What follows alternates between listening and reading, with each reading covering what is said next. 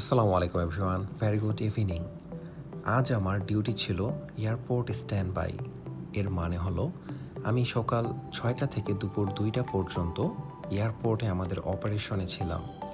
এর মাঝে যদি কোনো ক্রু সিক করতো বা এয়ারপোর্টে পৌঁছাতে না পারতো বা সাডেন কোনো ফ্লাইট শিডিউল হলে আমাকে যেতে হতো।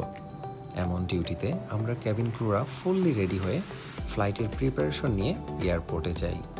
এনিওয়ে, আমি ডিউটি থেকে এসে আমার জন্য এই মজার খাবারটা তৈরি করি আর আমি খুব মজা করে খাই। এরপরে শুরু করি ব্যাকপ্যাক।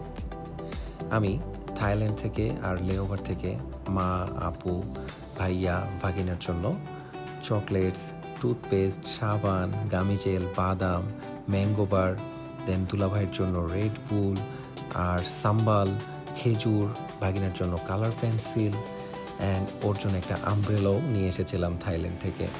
সত্যি বলতে নিজের জন্য কিছু কেনার থেকে আমার বেশি ভালো লাগে পরিবারের জন্য কিছু পাঠাতে পারলে।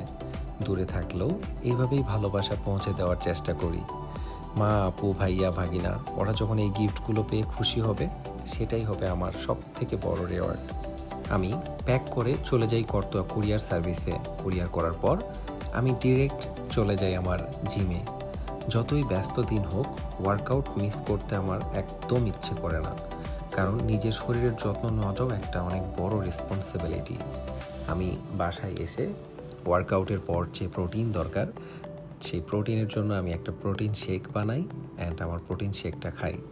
এরপর আমি চলে যাই এয়ারপোর্ট রেলওয়ে স্টেশনে, কারণ আজকে আমার নানা, নানি, মামি ওরা বাড়িতে যাবে, একটা কাজে ঢাকায় এসেছিল।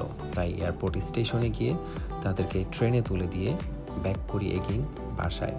বাড়ি ফেরার সময় আমি আমার জন্য ডিনার হিসেবে একটা গ্রিল চিকেন, নান, পরোটা নিয়ে আসি আর সালাদ হিসেবে শসা কেটে আমি আমার ডিনারটা উপভোগ করি।